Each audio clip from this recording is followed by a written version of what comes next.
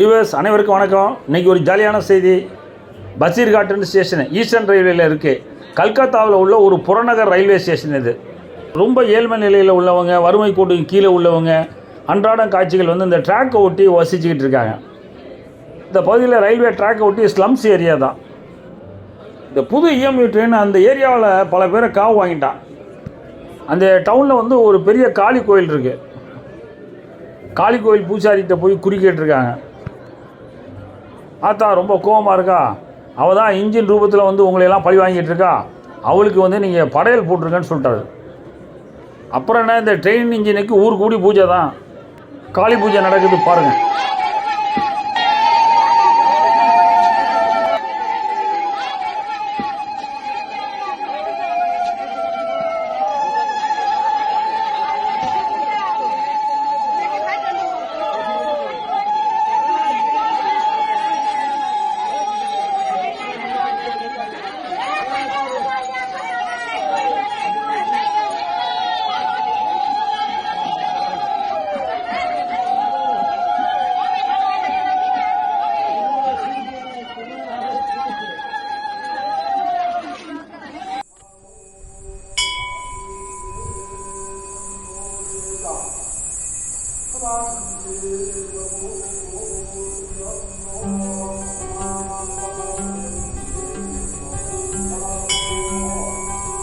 இந்த மாதிரி ட்ரெயின்லேருந்து இறங்கி வரவங்க பூஜையை பார்த்துட்டு கலந்துக்கிட்டு போயிட்டுருக்காங்க.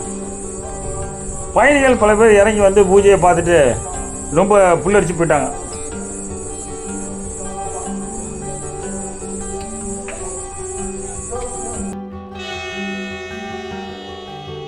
ஆத்தா சாந்தி அடைஞ்சிட்டா, ட்ரெயின் புறப்பட போகுது.